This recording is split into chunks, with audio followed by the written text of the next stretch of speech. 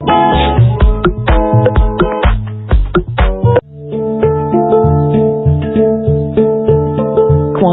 Conversations, your portal to the inner realms. Access infinite possibilities, infinite mastery, and infinite love. Mind-expanding, heart-opening conversations with some of the greatest spiritual teachers, luminaries, and healers of today's world. Usher in new earth by living in your sacred heart. Quantum Conversations is brought to you by AcousticHealth.com, home of music from the universe, online healing retreats, and this program. Claim your free registration to daily shows at AcousticHealth.com. AcousticHealth.com, your portal to the inner realms. Our program starts shortly.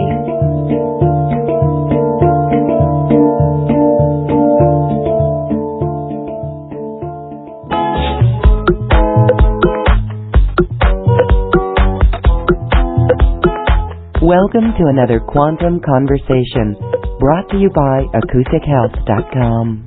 I'm Loren Gailey, and I invite you to sit back as we enter the quantum realm, that space of the greater part of you.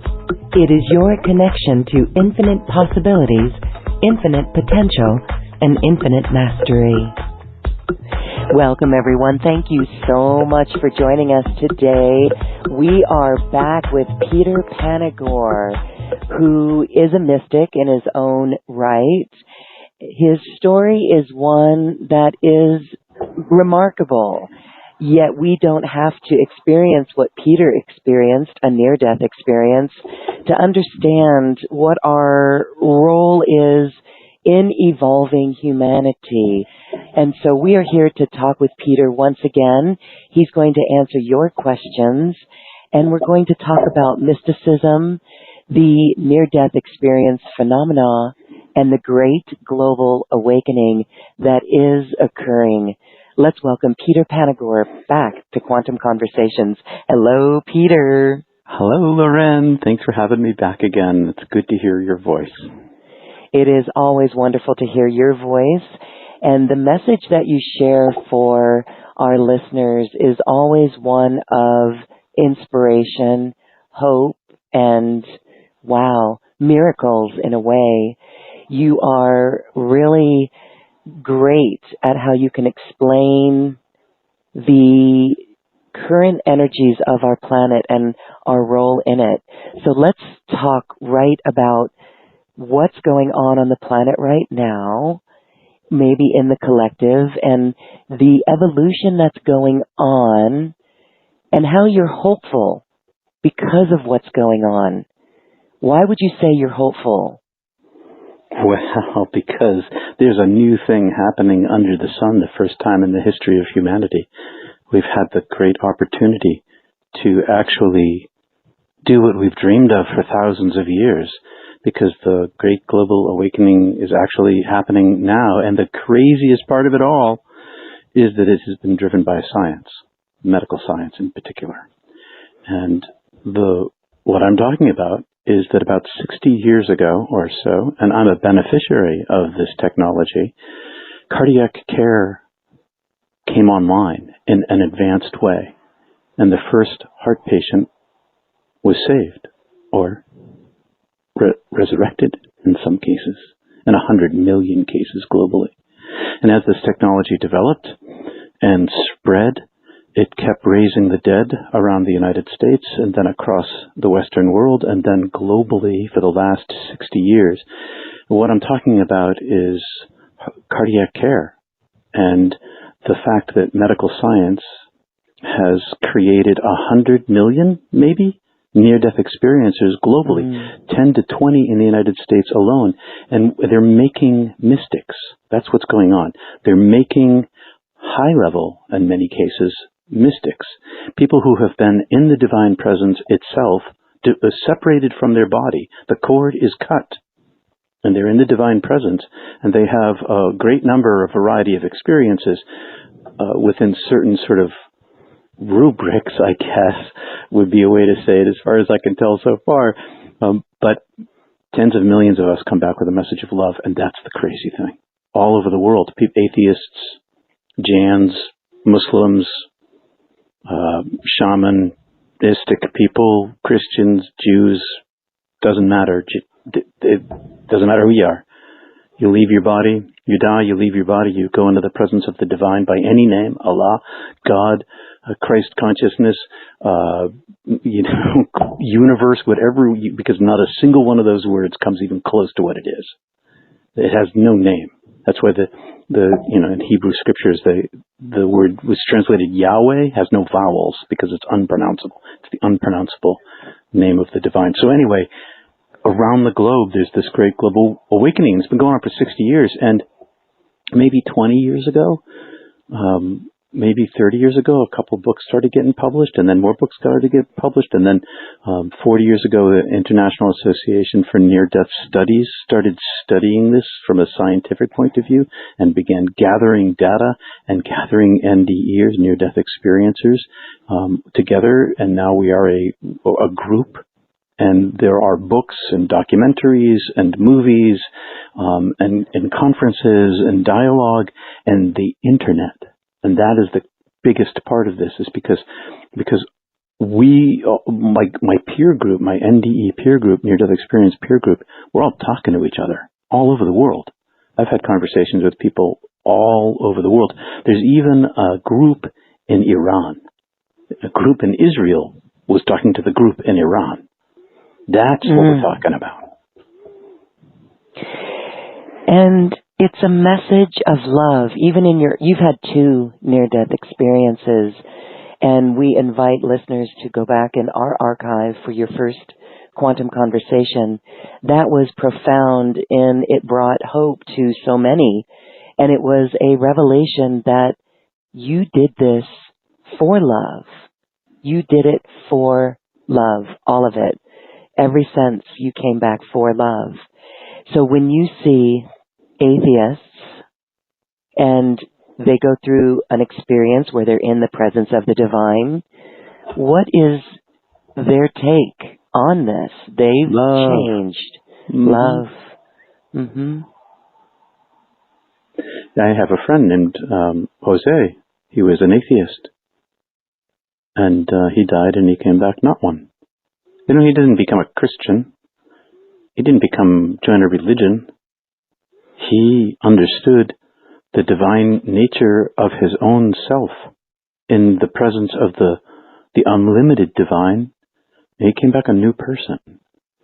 It's indiscriminate. It has nothing to do with belief. It's never really had anything to do with belief. Belief is sort of an opening for lots of people. It is not sort of. It's an opening for lots of people. Belief is, but it's not about belief, and it's not about knowledge. It's not about how many books you've read or how much you understand about your past life or whether or not you have the correct theology. None of that is relevant. What's relevant is love, and that's the treasure that is so human and available, and it's the one we take home with us when we go. All the love travels with us. Nothing else does. But that does. And so I have 2 of my dearest friends of my life are atheists. And they've been atheists forever. And we've been friends for a long time. I am never interested in trying to convince them or anybody else. I'm not here tonight, and I'm never speaking to make anybody believe anything. I'm not here to convert or to convince or to reason. I'm just here to tell you what I know. And you guys can take it or leave it. And that's how I treat my atheist friends, which is why they're still my friends, because I am not trying to convince them or convert them. And they love me as I am, and I love them as they are. And it doesn't matter. Some of my atheist friends are the most, quote, Christian people I know, end quote, because they are radical humanists, and they live kindness, and they live generosity, and they live compassion in a way that a lot of religious people I've known in my life, and I'm an ordained minister. I've known a lot of them, but never been a believer, not since I died. So that makes me sort of an atheist, because I'm not a believer. That's kind of another weird. Yeah, that's kind of a weird one, because you've been in the divine presence. Mm-hmm. So for those who are new to you, very quickly here, the first time, again, your story is quite amazing. When you were in the divine presence, can you describe what that was like? Well, I stumble over my words here because there are no words there. There's no, there were no things there. My best word to describe it when I first came back was nothing, no thing, no reference point. There's no reference point there to any other thing. And so to describe it in language, the only way that mystics in the history of the world, including Jesus and Lao Tzu, and Rumi, they all talk in metaphor and simile, symbol, and myth. That's the only way it can be spoken of, because you can never put your finger on it. So I describe it this way, and knowing that it's metaphor that I'm speaking, that love is this unity. It's this unity of all these fragmented things on earth that are all the good things. It's goodness and beauty, love, joy, hope, truth, understanding, knowledge, wisdom, beneficence, charity, awe, adoration. The list goes on and on and on. And all of those things, unity, singularity, unlimitedness, infinity, eternal, and light and love, it's all one thing. It's very difficult to think that if I told you to define the word truth, and you defined the word truth, and then I said define the word charity, and you defined the word charity, you'd see that they were two different definitions, but not there. There they are the same thing. They come from the same place. They are the same thing. It's home. It's end of suffering. It's healing. It's forgetfulness of suffering. It's welcome. It's joy. It's understanding. It's being understood. It's nothing hidden. Everything revealed and being beloved. Even so, it's knowing that you're created by Creator, and that you are part of Creator, but less than Creator at the same time, in this paradox of being made of the same substance, but somehow limited in the face of unlimitedness, unless you fold it into it. And even folding into it in a state of union where self vanishes completely, I talk about me, I was still somehow not fully infinite, because infinity is so big. But I was in union with the oneness of the monad, the singularity of intellect, of power, of refreshment. And all of that's metaphor, and none of it comes close. It's times 100 billion zillion. And then that's squared. It's just so much more. Yes. Well, it's amazing that the cardiac care that you mentioned is raising the dead, 100 million near-death experiences. Some, even chatting with someone in my family, didn't quite have that much of an experience, but did see a light and did feel leaving the body. What would you say for some who might not know what to navigate in that space? Or what would you say for those who might not think that they had an experience? Those are big subjects, and I'm happy to talk about them, because that's one of the things that I love to talk about. There seems to be levels of, and I'm not a research scientist. There are research scientists on near-death experience, but this is what my understanding is. I read them and I pay attention, is that seems to be levels of near-death experience, and one of the levels of near-death experience is when you just leave your body and you don't go far and you come right back. And you leave your body, you see light maybe. Some people don't even get that far. Some people just leave their body and they end up in this place between, which is a darkness. It's a void. I know that space. And then they pop back in their body, and what they know is that they're not their body anymore. And the people who go to the void and not any further, who don't actually see the light, they're like the orphan children. They're like mom and dad are dead, and there's only darkness beyond. But they hadn't gone far enough. If they had gone further, they would have seen for themselves. But what they do get is that they know their consciousness inhabits their body. That their consciousness the body does not create consciousness. Consciousness inhabits. And the people who, like your family member who saw the light and felt the love, that's the beginning of profundity. That's where you come back and you not only know that you're not your body, you know that love and light exist on the other side. And once you see that, it's disconcerting, it's disturbing, because it upsets the perception of reality here.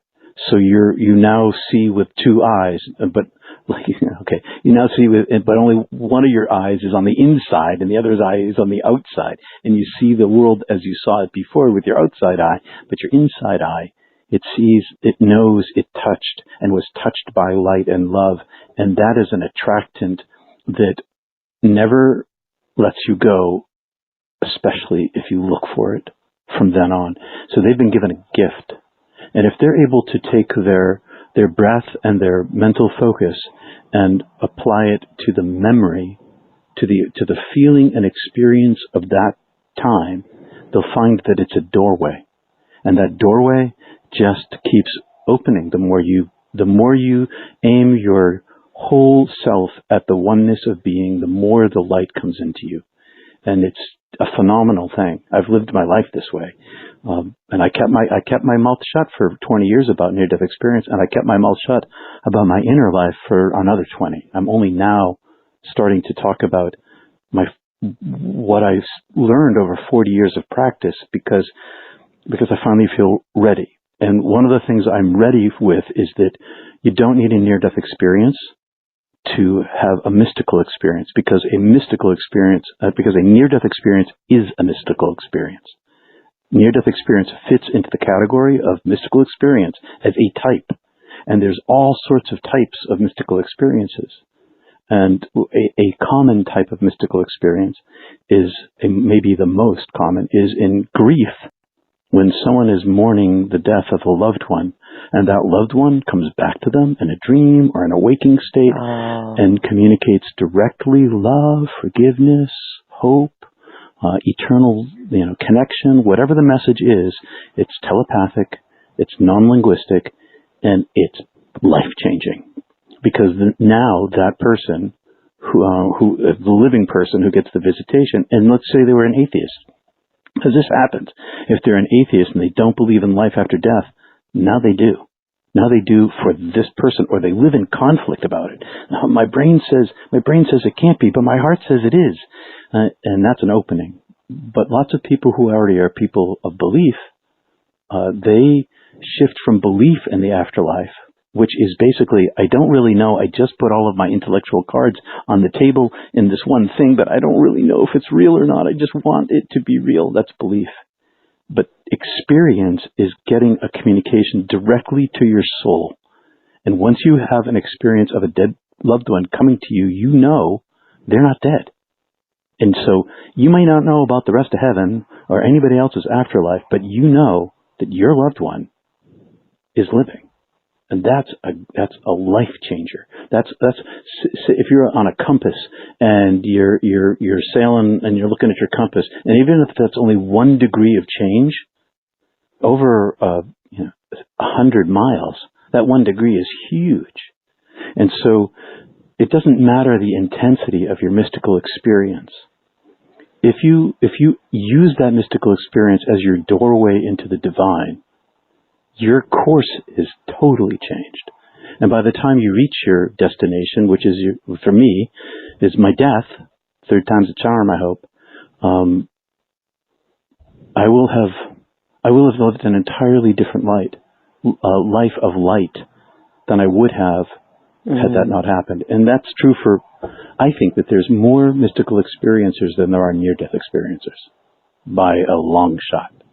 That's my guess. Because these visitations from the dead, audience, you should know that I have a background in mainline Christianity. And in mainline Christianity and in American Christianity, you're not supposed to get a visit from the dead. They're not, if you get a visit from the dead in Christianity, it's the devil. But half the people in churches have had these visitations, and they know it's not the devil. They know it's love. They know it's their loved one, and so they live in these. They live in conflict with their faith, and so there's a silence in our culture where we don't talk about these things, these mystical things that so many people experience, but nobody talks about. So tell somebody. Tell somebody. Talk about it. Talk about it. All right, so let's define a mystical experience. I love how you said, because people are having them and they may not even know it. I know, for an example I'd love to share, and I think I may have even shared this with you in another interview, is that when my stepfather transitioned, we were the greatest adversaries in this lifetime, and I really didn't want him in my dreams, and he came in my dreams pretty much like after day 4 or 5 of his transition, and he came in a number of them, 3, I believe. And it was such a healing aspect for me because he didn't have any of that energy. At first I was kind of like, I don't want you here, but he just sat there pleasantly, and he looked really young, like he was 27, and he just radiated love. And I want to cry right now because that right there shifted the whole thing, shifted my attitude, and it really allowed for deep forgiveness. So that would be a mystical experience when you know in your soul. All right, and here's another example, a mystical experience. We could say synchronicities, right? Would you say synchronicities? Or when we see the numbers aligning, or when you look back in hindsight and you see how things flowed so smoothly, that's understanding something much more multidimensional than us. Would that be what mysticism is? There are levels of mystical experience, and signs are mystical experiences, but they're not as powerful as a visitation where the direct communication comes into your heart. It's so, I'm sure you've seen signs. I've seen signs in my life too, and I look back over my shoulder and I think of this time that I was whitewater canoeing with this buddy of mine, and I was up in the bow, and it was a little above our class, and we ended up taking the one route through the rapids, and we had made a mistake. I was in the bow. We would have dumped it. But, looking back over my shoulder, I thought, gosh, how did we do that? How did all of that line up? That is so complicated and but that's the way things go.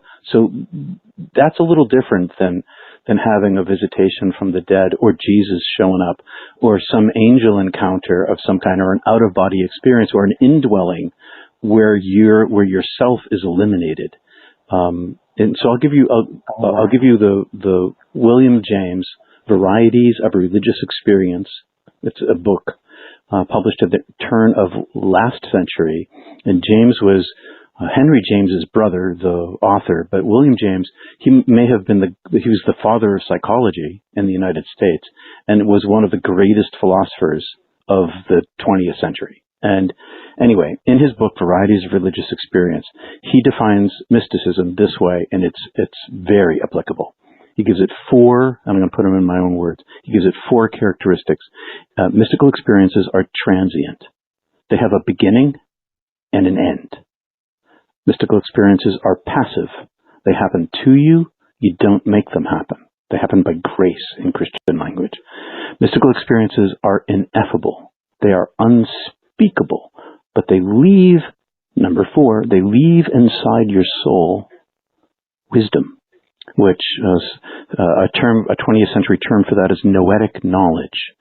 An ancient mystical term for that is wisdom. And wisdom in and of itself, in the same way that heaven is unspeakable, wisdom is unspeakable. And so when you told me the story of your visitation and healing, which is beautiful, there you go. Your uncle stripped off his human self and became his higher self, and now he gets to just shine the light at you. He doesn't have any of that, stuff that wasn't really him.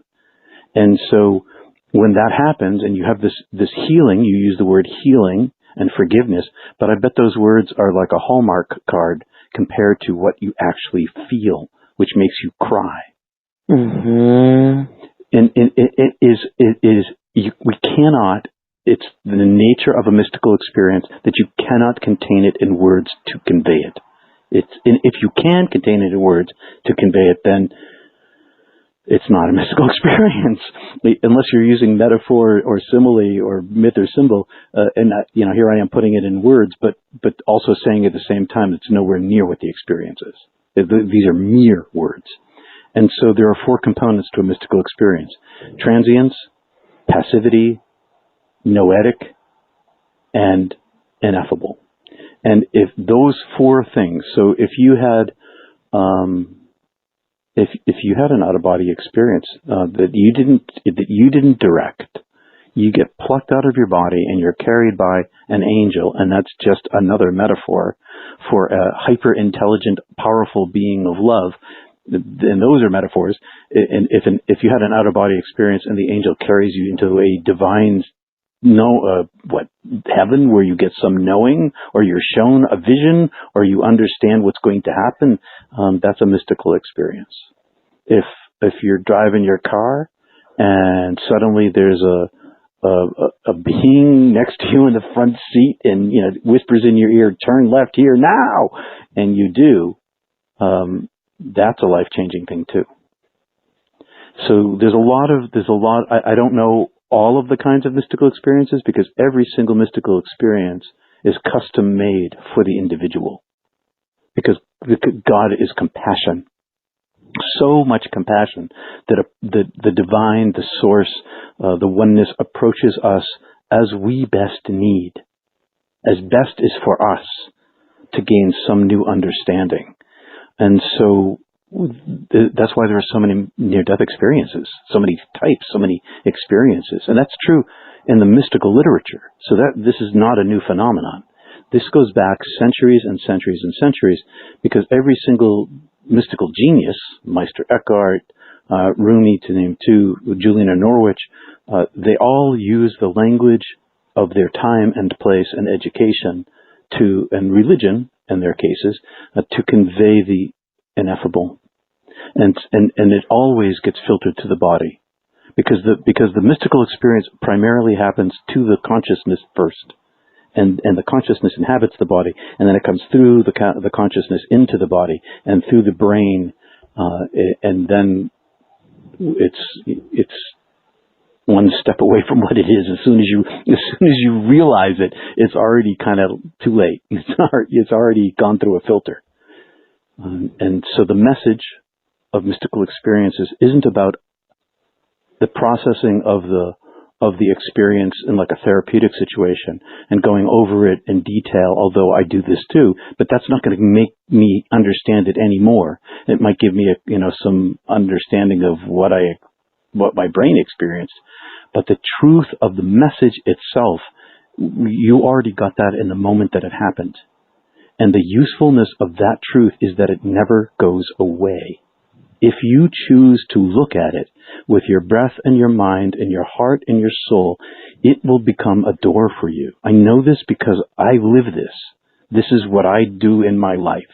I use the doors, the gifts that have been given to me, and I seek the giver, not the gifts.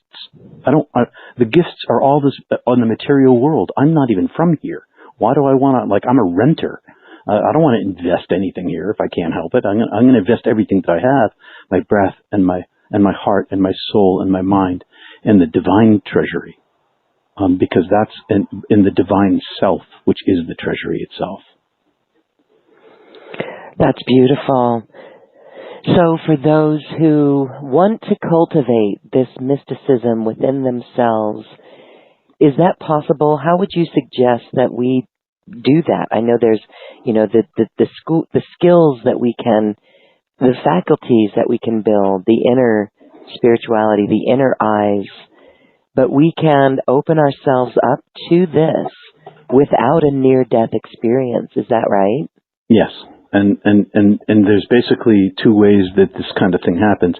It's either through practice of contemplation, and I'll talk about that in a minute, or divine grace.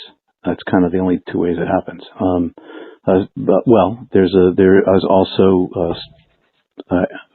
hallucinogens, according to Johns Hopkins University and the studies they're doing there with transcendental experiences. But, right, we could talk about that if you wanted to. But what traditionally, was the first one? It's contemplation, which is basically so. After my near-death experience, I got to tell you a little story. After my near-death experience, I didn't go. I was an undergraduate, and instead of going to graduate school in architecture, I went to graduate school at Divinity School, and I studied mysticism. And the reason why I did that was so I could find language for myself to figure out what had happened to me, and who my peer group might be, and did they have any tools for me to use to find my way back home again. And so there are lots of tools in the world, mystical tools. I have chosen a set of mystical tools for myself. Zen in the Art of Archery talks about archery. Zen in the Art of Painting, Tai Chi, Kung Fu, with types of yoga, Rumi's Sufi dancing, and the rabbis at the West Wall, bouncing back and forth. There's all these different ways that have been handed down over centuries within religions for contemplatives, and they've been basically kept out of the hands of the general population because mystics are dangerous to institutions. And we can talk about that a little while too, because they're non-dogmatic and they don't follow the rules. They're non-doctrinal. And the reason that they are these things is because they've learned to shut off their minds. And that's what contemplation does. So you've got your monkey mind that's screaming inside you all the time, or telling you stories, or singing you a song, or worse, telling you how bad you are. Mm-hmm. That's a terrible thing to have a loop inside your head. That can lead to despair, which can kill you. And so it exists beyond our control. So I fell into the school of silence. And I began before my near-death experience because I was a natural-born mystic, and some things that happened to me as a child. I had the great fortune of learning what was then called contemplative meditation and became centering prayer. But it was a mashup of Theravada Buddhism from a Massachusetts Buddhist school in Western Massachusetts, in Barre, Massachusetts, and the St. Joseph Abbey Trappist Monastery in Spencer, Massachusetts. The monks at the Abbey realized everybody in the 1960s was headed over to the East for meditation, and they were kind of quitting the church and like, well, don't we have God too? Because these guys radiate the divine light. I knew them. And so, because in 1977, my religion teacher, I went to a Catholic prep school, my religion teacher came and taught my senior class how to meditate from these guys in the first class that they taught for people outside of the monastery. And so I took to it immediately, and it's a super simple practice. But the goal of the practice is silence. It's not mind wandering. It's not imagination. It's not listening to music. It's not using all these other meditative tools that are available and useful. Its aim is to silence the duality inside your head, to eliminate the false self, to kill the egoic mind, to die before you die, so that when you die, you do not die, because you've already touched the silence itself. And so it's a super simple practice. I've been practicing it for 40 years. I sit in traditionally I sit in a Zen style, but these days I'm sitting in a chair because I'm in front of a camera when I do it. Feet on the floor, straight back, hands on my lap, phone's off, room's dark, nobody's bothering me. I got 20 minutes. I set up a timer for 20 minutes, and I use a prayer chant. And I repeat my prayer chant over and over and over with the focus of my mind on my breath as gently as a butterfly on the palm of my hand. And I let it ride down into my belly, my second chakra, and back up to my third eye, and I ride it down and I ride it up. And every time my mind wanders off, and 40 years of practice, it takes me time every single time. This morning I practiced. It took me a few minutes to rein in my mind. But with this repetition of the same prayer for 40 years, it's burned inside of my subconscious. So it runs there by itself all the time anyway. And so I can just bring it up to the forefront and then ride it until the words fall away. The words aim my heart at the divine, and the breath focuses my mind. And then the words fall away, and I'm left with a moment of silence. And in that silence, there's peace. And in that peace is cumulative. Every moment of silence, every moment of peace builds through a lifetime. And it never goes away, because unlike things in the world, where you want something and you love that thing that you want, and then you get this thing, and what happens? Love for it declines. But with the divine, that is the opposite. Every single moment of peace that one gains, every mystical experience that one has, every time the divine touches you, there's more love. It's just the opposite. There's more peace. There's more love. It's abundance. It's abundance.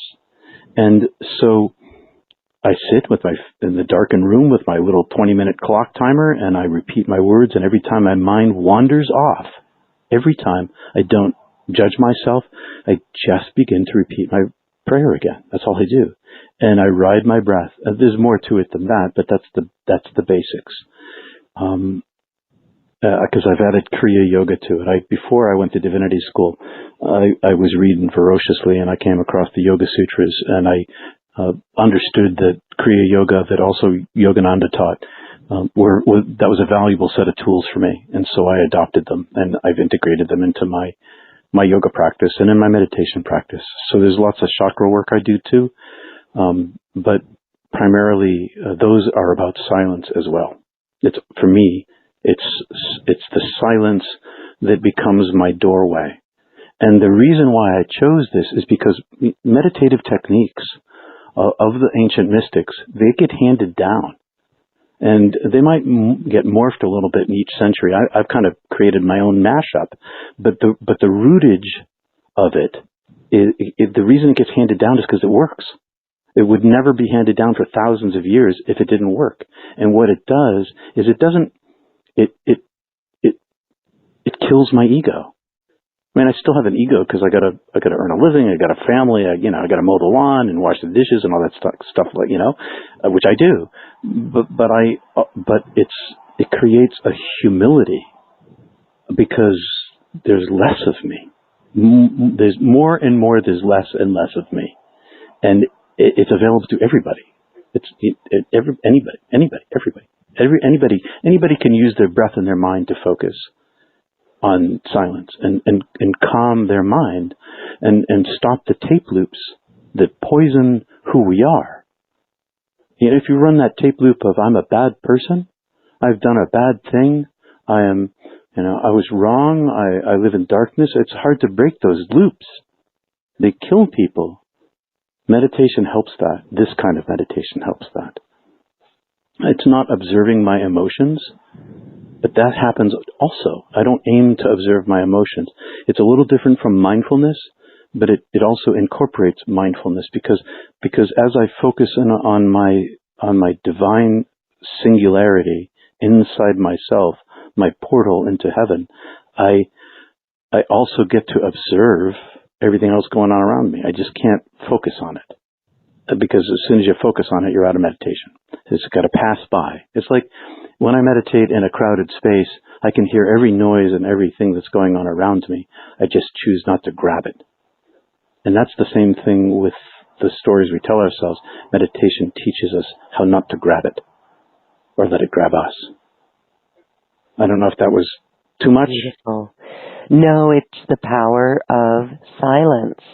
And there's retreats that one can go on, Vipassana retreats, if you want to put a label on it, or just spending time in noble silence. And it's very interesting to see that shift within us when we're able to be in silence like that.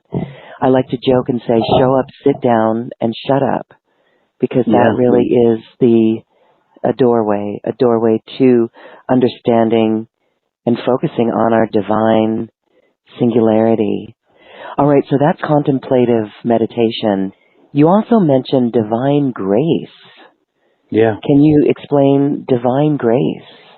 Divine grace is that thing that happens, the thing that happened to you when your uncle came to you and communicated telepathically to you. That's divine grace. That's this gift that comes that you make no effort to gain, and it uplifts you and it changes you. And it's a gift. You can't make that happen. That's what grace is. It is a gift. And it comes in lots of different ways. It can be a rapture into heaven. It can be an indwelling it can be a Kundalini awakening.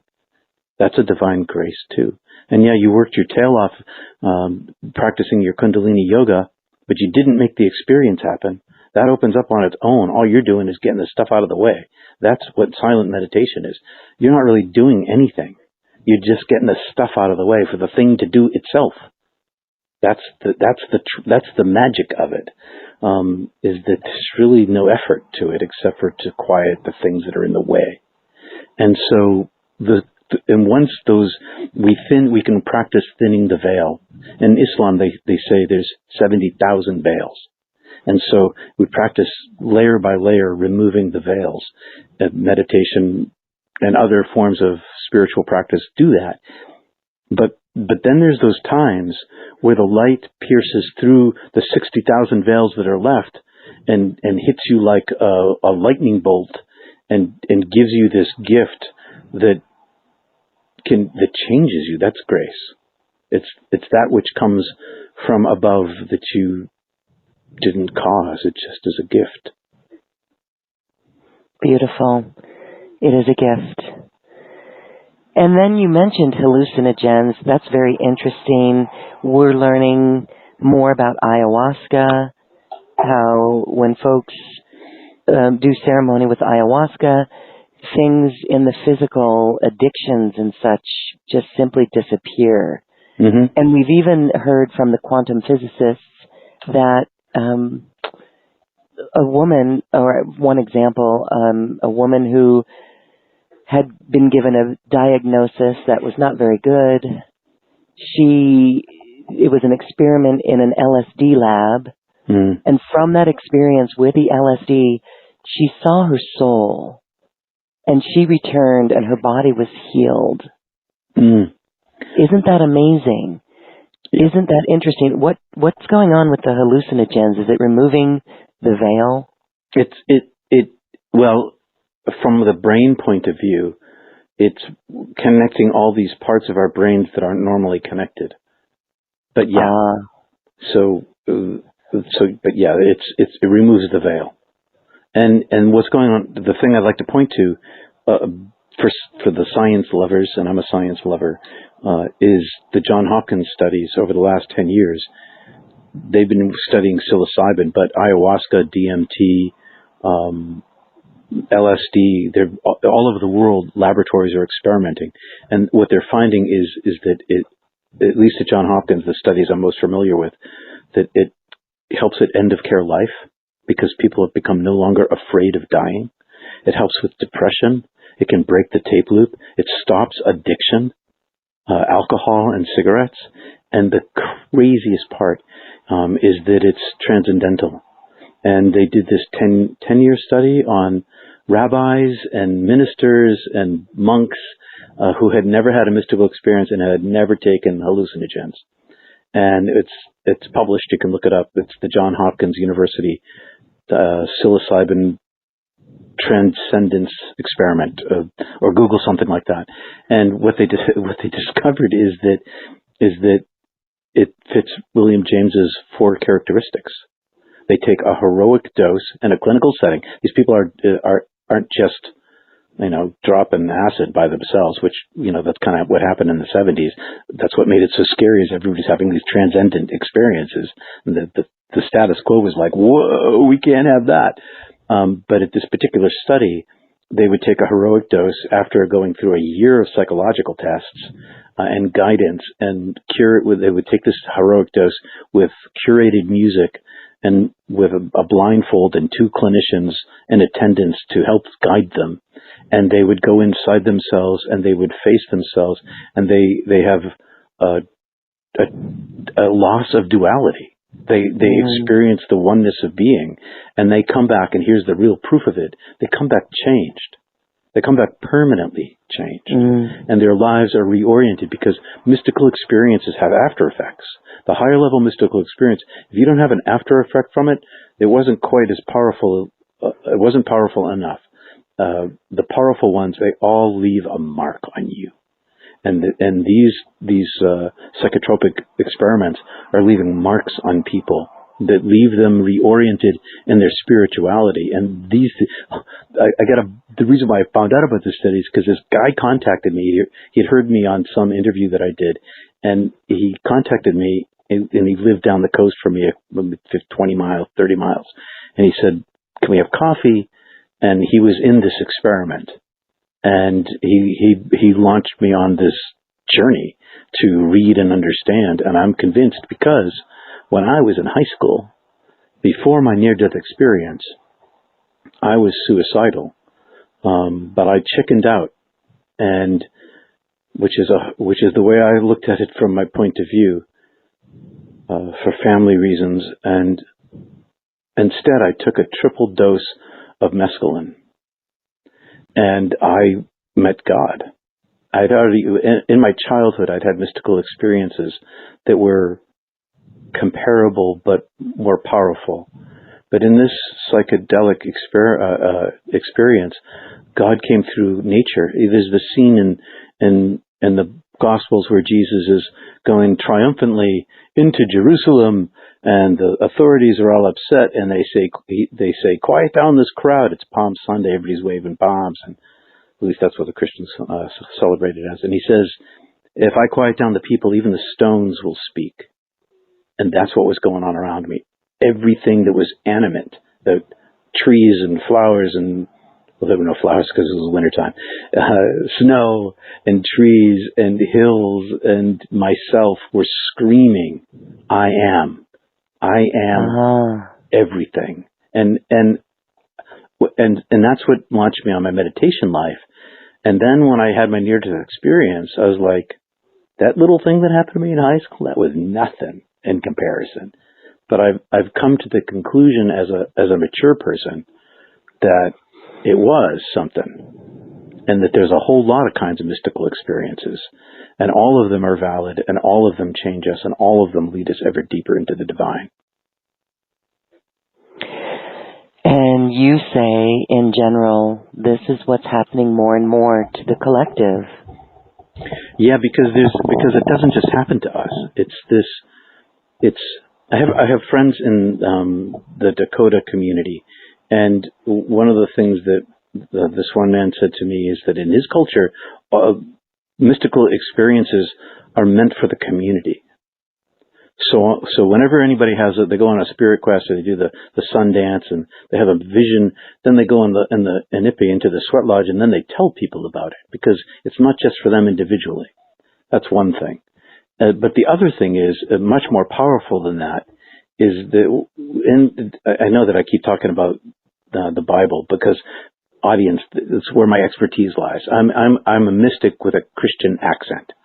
So Jesus says, I am where 2 or 3 are gathered, I am there. And that's what I'm talking about, is that when you generate self-emptiness, you create a container for the divine to magnify inside you. It then radiates out from you. And then when you encounter another person like you, it's like there's 3 people in the room. It's you, your new friend, and the divine energy. And the divine energy is magnified between us. And so when I went to my first International Association for Near-Death Studies conference, which I'm speaking at one coming up in September, when I went to my first one in person, it was like walking into a bubble of light. There's so many near-death experiences radiating with the light a foot, 2 feet, 3 feet from them, that it's like this big, huge bubble of love. And I had experienced something like that in smaller ways in the monastery when I would go on retreat with these radiant monks, but never like on such a large community level. And so I began to think about this, and I realized that the more I practice my silence in my life, the larger my bubble of light becomes, and the more it interacts with other bubbles of light. And when the two bubbles of light collide, it's not like there's a mass of times 2, it's a mass times 3 or 5. It's like so much bigger. And so on a global consciousness level, because there are so many near-death experiencers now, who are like, many of them are more like the mystical geniuses of the past, but not all of them. But there are so many of them and they all radiate the divine presence.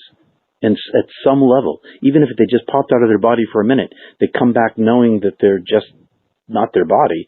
There's still that energy of that knowledge going into the collective unconscious, kind of changing the planet. And so this global phenomenon that's been 60 years in the making, and all the NDEers are talking all over the world through the internet.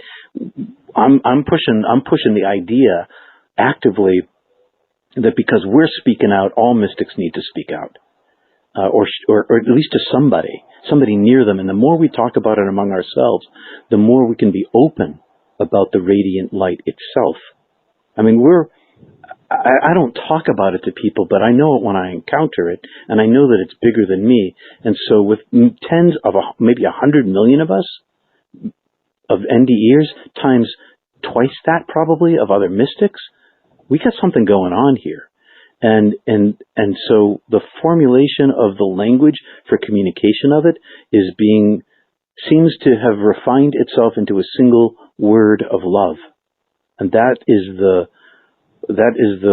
binder for us.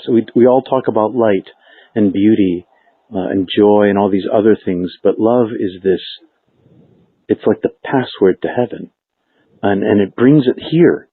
I live my life. Okay, one of the odd things about what happens to me is because I have spent my life in pursuit of this, my professional career and my personal life. I put everything into aiming myself at the divine while living in the world. It like interacts with my world around me. Heaven, earth is so often like hell, but this divine light that lives inside me and leaks out all over around me, it brings heaven to my daily existence. I get to be, it never shuts off for me now. It never goes away. Yeah, I might have a terrible day. You know, 3 things might break in the house and the kid calls from the ER, you know, a bad day. But that doesn't shut it off. It doesn't, the light continues to flow. And the more of us that let the light flow into ourselves, the larger the bubble becomes around the earth. And if ever there was a time in the history of humanity, because things are bad now, people. Things are bad. As bad as things have been in the past, things are worse. And if ever there's been a time for us to find a way to destroy our individual egos so that we can unite in light and love, this is it. This is the time we need that. We're so tribal. Our societies are built on individual egos. And if we can replace so many of us, if we can replace ourselves with love, even while living in the world and, you know, struggling in our relationships and all that stuff too, because I do that too, we can change this place. We can nudge it. I'm hoping for a nudge That's why I'm optimistic. I'm optimistic because there's so many of us now, and there's never been this many ever before in the history of the world, and that science is making many of us in this way, and they're not going to stop resurrecting the dead. It's just going to get more, and we have an opportunity, and I think it's built in individuals, and I hope it doesn't become a religion. I think that would be a huge mistake. It's because it lives in individual hearts. It doesn't need to be a religion. If love can be the operative and it lives inside of everyone, it doesn't need dogma or doctrine or power structures or anything. It's just a living. It's the living.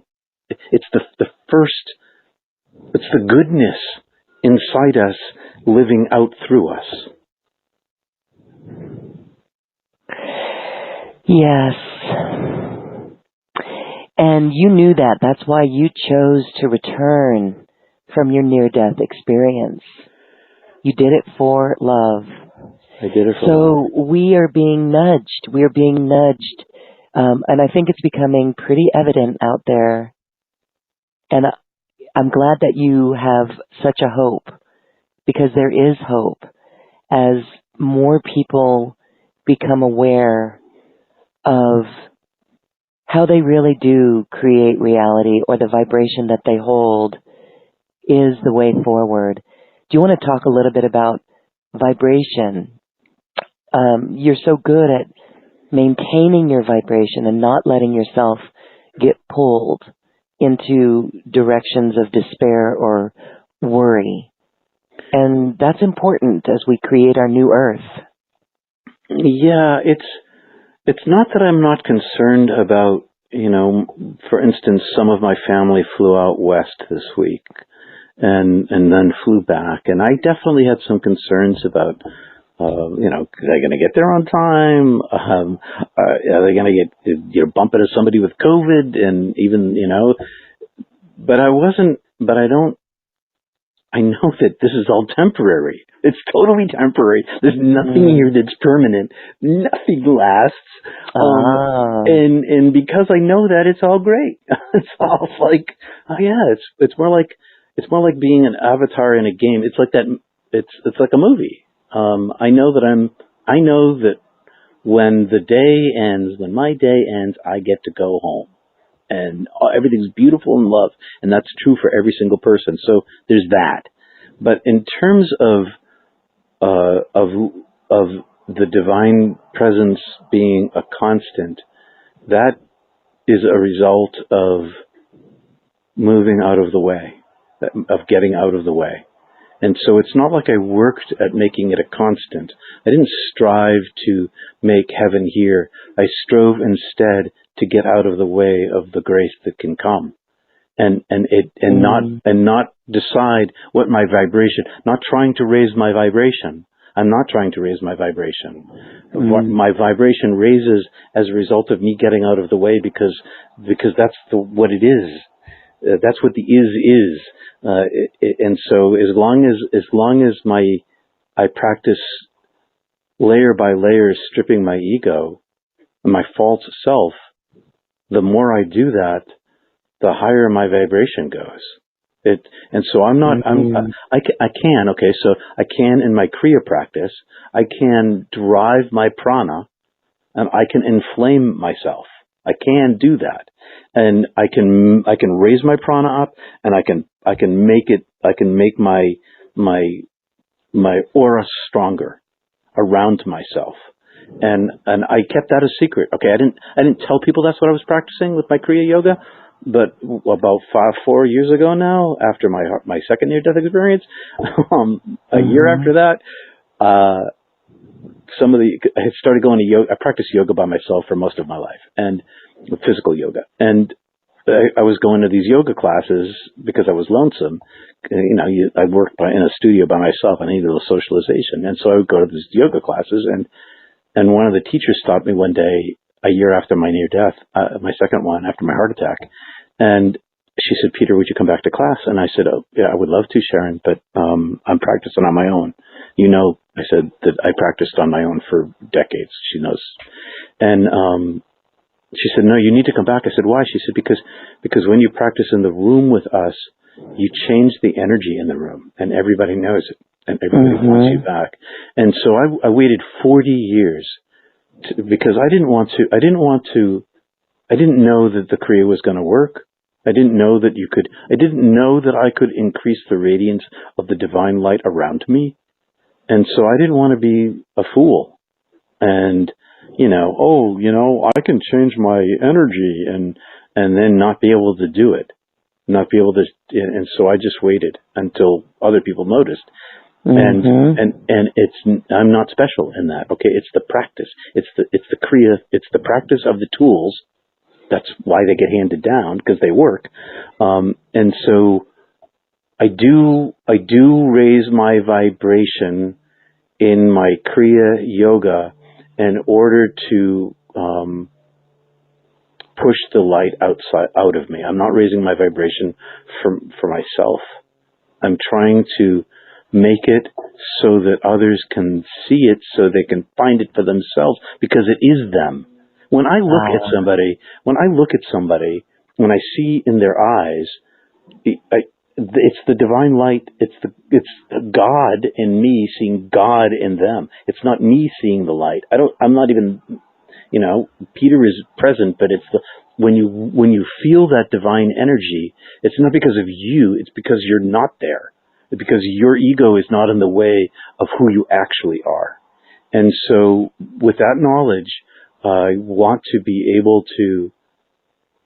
other people to see it as much as they can, because if they can see it as much as they can, and maybe inside of me or between us, and that's really the way it really works, it isn't so much that they feel my vibrational level, is that my vibrational level and theirs combine and raise and makes their experience, makes it more experiential for them, because it's already in them. It's like that tuning fork thing. If you've ever seen it, if I have a tuning fork that's C and you have a tuning fork that's C, and I tap mine and I put them close together, yours starts to vibrate at the same level. And it was always a C. It's always there. It's always there. You are a perfect guide, a beautiful guide for others to learn from, and to learn how to cultivate this within, to really build that reservoir of peace.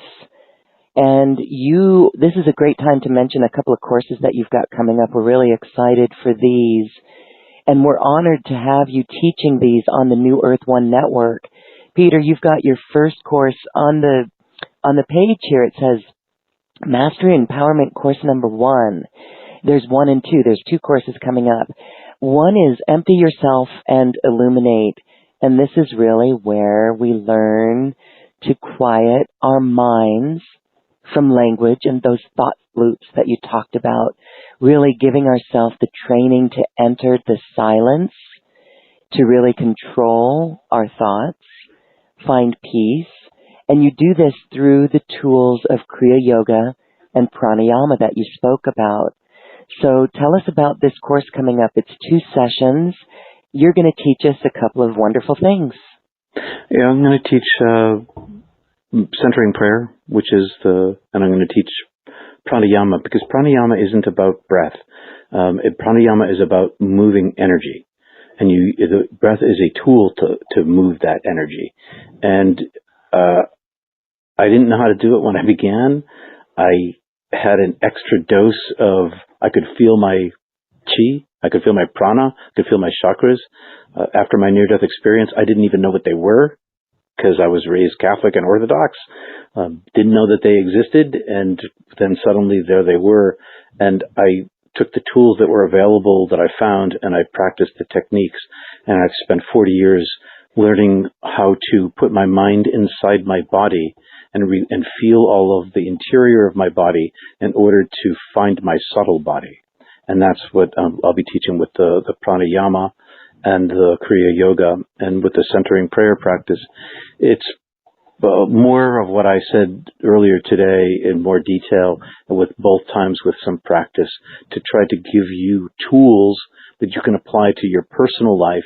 You can meditate in your centering prayer, meditate in your daily life. If you want to add some of the technique to your your already existent meditation practice, or if you want to add some of the Kriya Yoga to your Ashtanga or Vinyasa flow or whatever you're doing, you can add these techniques into your yoga practice that you're already doing. And that's actually the best way to use it. So that's what those classes are about, is to begin to give you tools so that you can do this on your own. Because I'm 100% understanding the truth that this is already inside you, and all you need to do is open the door and keep opening the door and let it come to you, and I want to help give you tools to do that. Yes, perfect. So these are 2 sessions, and they are about, well, it says 80 minutes here, but you may go a little bit longer if you take some questions or feedback from class participants. So that is beautiful. Now, you said that you see, okay, you've learned to like see the energy in your body, and that helps you find the subtle body. Is there anything more you want to say about that? That's intriguing. Well, I learned to, I did a practice of slow yoga, and I learned to find all of my muscles in my body, the tense ones and the relaxed ones, and I used my skeletal structure. I could feel my bones. I used my skeletal structure to support my yoga forms, and then I would use as little muscle energy as possible to maintain the form and relax all the other muscles. And in the process of learning to see with my mind each individual muscle to relax or to tense or to twist my arm in a certain way in order to use my skeletal structure to support my asana, that's what gave me the ability to begin to feel the subtle body, the prana energy body, because the practice takes no language. And so it's breath and body focus. And instead of using a mantra or a chant or a prayer in my physical yoga, I replace those things with my physical body. And I put all of my attention into my physical body. And then once I began that practice, I found that I could drive it into my palms. And once I found that I could drive it into my palms, I could then use my hands and all of my other yoga forms to draw it around my body. And I need to let the audience know right now that I'm practicing. I haven't practiced physical yoga in about a year due to my life circumstances, but I still use the same techniques inside I sit with my Kriya Yoga now, and I hope to get back to physical again. I've occasionally, in all my 40 years of practice, I've had certain years in my life when my kids were little. Right now I have a granddaughter. That's the same thing. So when my kids were really little, I had to stop my physical yoga because I couldn't fit everything in. And now I do a lot of childcare for my granddaughter, and it's just, I had to give something up. And so I keep my practice, my yoga breath practice in my sitting, but not my physical yoga so much, which is, you can hear in my voice like, someday. So, but you can still carry how it works. You. Oh yeah. Yes. Instead of meditating 6 hours a day, we can tap into that in this now moment at any time. But yeah, well, that's the goal of 6 hours. If your goal is 6 hours, that's what you're after. And so I don't meditate 6 hours a day, and I live in the divine presence, because I've spent my lifetime carving a space inside myself. And so it's a slow process. It can be a slow process. You can have the divine grace and get a revelation of, important for your life or wisdom or something like that, or you have an out-of-body experience, and that's great. But that's not the end of practice. That's just a gift along the way. Practice itself That's the downside of it. That's the hard part of it. The techniques are pretty easy. The dedication is the hard thing. Yes. The dedication, as with anything like going to the gym and building that so-called muscle. This is our spiritual muscle, and the practice makes it a part of our life and a part of the habits of our life. Perfect. All right, well, that is available on this webpage. That's Mastery Empowerment Course number 1. It is beautiful. It is Empty Yourself and Illuminate. And there's another one, a second one, called Wisdom I Learned in Heaven. And this is where you give it all up. It's letting the light in and the power of metaphor, nothing and love. Tell us about this course. Well, what I would like to do is to look at the mystical experience of my near-death experience in detail with the participants in the class and answer their questions. And the process of near-death experience reintegration is slow and it's deep. And there's a lot of aspects of my journey that I have explored that produced wisdom in my practical life that I don't really talk. It's not that I'm holding back. It's just basically that I just don't have time to talk about everything. And so this is an opportunity to talk about some of the other stuff, because wisdom isn't like mathematics. Mathematics, 1 + 1 is 2, and that's it. Wisdom is it's 1 + 1 is 2 times infinity. So it has so many applications in life and practical life if you spend time to unpack it and see how it can help me. That's what the wisdom that I got in heaven has helped me in my life. That's really it. God, I don't know what it would have been like without it. It would have been without an oxygen tank on Mars. It would have killed me. So I've got wisdom to explore out of my near-death experience, but also out of my other mystical experiences. That my NDEs are not the only journeys I've ever taken. Well, this is a beautiful chance to work with you for those who want to learn more and learn these techniques and these tools and this information that you learned in heaven and you put in place in your life. And each of those, again, are available right on this webpage. I love it because, we've done something with you in the past, and you actually went very long on that. I think it was almost 3 hours. We're going to include that original course with the purchase of either of these courses. It'll be a bonus for everyone. I just love the content and the experience in that.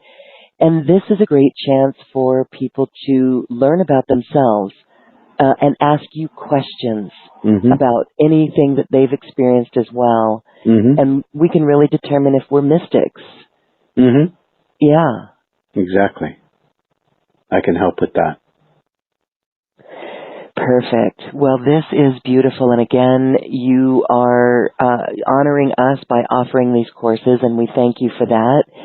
And we invite all of our listeners to sign up for this. Everything is recorded, and it's just a beautiful time with Peter Panagore. So let's go to, we have time for a caller. And I see Linda. It says Bonnie, but I know it's Linda. Hi, Linda. You are unmuted. Welcome. Thank you. Thank you, Peter. I've been listening. It's a wonderful conversation. I've really enjoyed it. I've had some experiences, and I've felt my dad around me quite a bit. And I was closer to my mom, and I haven't felt her as much as I would like. But I have felt my dad quite a bit around me. And I have a girlfriend who just passed, and I don't know the circumstances of her. Sorry about that. I don't know the circumstances of her passing, And so how long does it usually take on the other side before they are able to present themselves? Or do they just stay around until their funeral? I think that it depends upon the experiencer.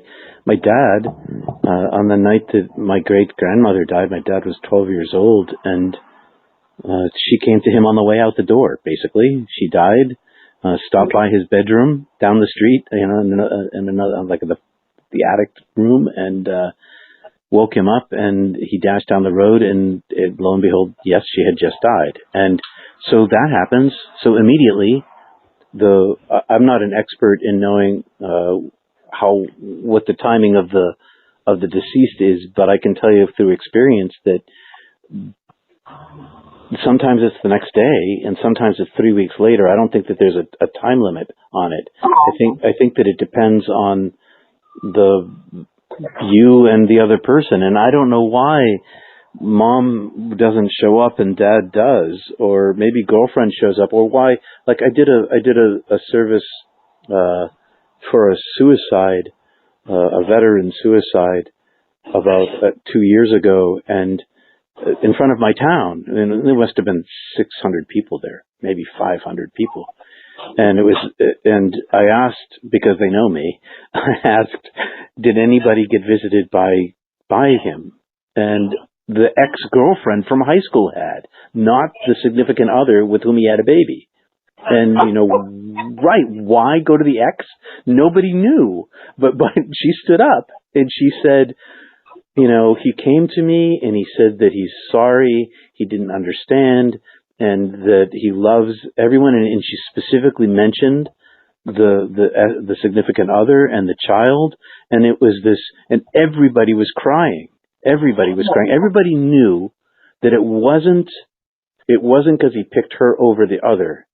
It was so plain. I can't even explain why it was so clear. They hugged. And so sometimes the dead come to who you don't expect, and sometimes they don't show up at all. And my sister didn't show up to my mother until 5 years after her death. Okay. I don't know that you can. I can't put a time on it, but I can tell you this. I can tell you that love never ever ends. Love does not end, and you can continue to talk to your mom and your girlfriend as if they're present, and keep that part of your relationship going, because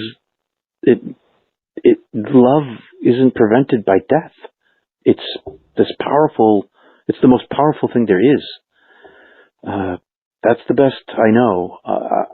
One thing I try never to do, Linda, is say what I don't know. I don't want to. I only try to speak through my experience, and if I'm talking about someone else's experience, I'll tell you. And it's beyond me. So maybe somebody else out there will be able to answer your question better than I can. So what exactly did you experience when you went over? And was it like the white light type of thing that most people see? Or I was listening to somebody else today, and they were talking about the three phases, either a ghost or astral plane or immediately into the light. I went into the light, and I went into a place of non-being. Okay. I went to it's much more than that, but it was the light was, it wasn't just light. It was so much more. So I didn't encounter any family members. Nobody met me at the door. My angel carried me. That's who met me at the door. Divine Self. The angel is a portion of the Divine Self. And when I was in this state of union, all love was present, and no love was lost, and I lacked nothing and no one. And yet there was no thing there. Just total love and total embracing, right? And healing. And healing, okay. Yeah, wholeness and joy and embracing and welcome and forgiveness and mercy and understanding. And I was known.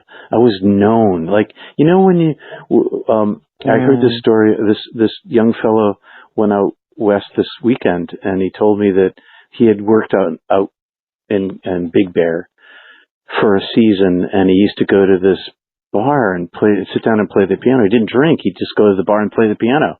And he walked in, and 2 years later, he sat down at the piano, and he was there for the weekend, and he started playing the piano, and everybody remembered him. And he said, that was the most beautiful thing. I was remembered. And that's what the divine is like. You are known. It's more than just being remembered. It's like, I remembered who I was. I was never Peter.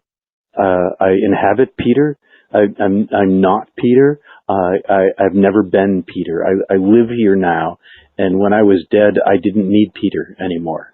Peter was it was nothing to me. And because I was myself, I remembered my own self, my higher self, my true self. And the divine nature showed that to me and revealed that to me and showed me that I was fully known and never not known and nothing hidden. That's fantastic. Thank you so much, Lauren. Thanks again for calling on me. I just enjoy the interaction, and I feel very blessed that you honored me. Thank you. Thank you, Linda. And I would like to add that just be aware of your dream space. Just be aware of your dream space. And who knows when those dreams will occur. You know, I had a friend leave 2 years ago, and I still haven't had a dream about him. But, you know, the dream space is really very, very interesting. So keep a watch on that. Thank you, Linda. Thank you. God bless both of you. You too. Thank you, Linda. And I concur with you that a lot of visitations happen in dreams. Yes, it is a visitation. It's beautiful, and I just love for people to share their stories. Those are more stories that people can share, because I think if we get that out there, that becomes more mainstream in people's awareness as well. So beautiful. Okay. Well, Peter Panagore, thank you so much for being here, sharing this wisdom. We can feel the peace radiating from you, and it brings us hope. It really does. Any last words you'd like to say about our nudges in creating New Earth? Give up yourself. If you give up yourself, you'll find yourself. And so the effort to create the new earth isn't so much the work on the outside as it is the work on the inside. And as we till our own soil, we find out that the soil around us, we find fertile soil and other people around us, and then we get to farm together. It's really about the interior work of each individual person in a community. With other people, even if they're 1,000 miles away from you, even if you only meet them once, and you know that they're doing it too, because it transcends individuals, but it only transcends individuals if you work in your garden of your heart. And so that's my little tiny made-up metaphor on the spot. Love. Tend the garden of your heart. Yeah. Tend the garden of your heart, and you're going to grow all sorts of great things. And it's not about attaching to anything in the world. It's not the gifts. It's the giver. It's the pursuit of the giver, and then you get all these gifts. They just come. That's it. That is beautiful. Peter Panagore, thank you so much for this quantum conversation and the love and the wisdom of love that you shared with all of us. Thank you, thank you, thank you. Thank you, Loren, for having me. And listeners, thank you too for opening your hearts even more and radiating your light. If you'd like to take those courses with Peter, they are available. Just check out the links on this webpage. And thank you, too, for being just here on this day in our world. You do make a difference. So with that, we invite you to connect with your higher self and dance with us to the cosmic heart. Namaste.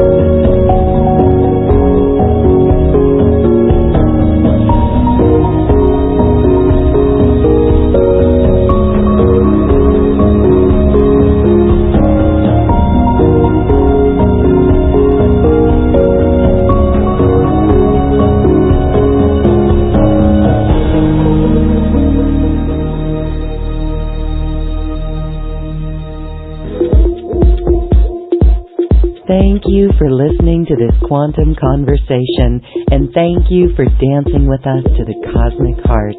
As we raise our own vibration, we raise the vibration of the planet. This show is dedicated to you and all awakening hearts, as we are here to shine our bright light and amplify our love. Access all quantum conversations, special offers from our guests, and online healing retreats by visiting acoustichealth.com. I'm Loren Gailey, and from my sacred heart to yours, I honor your magnificent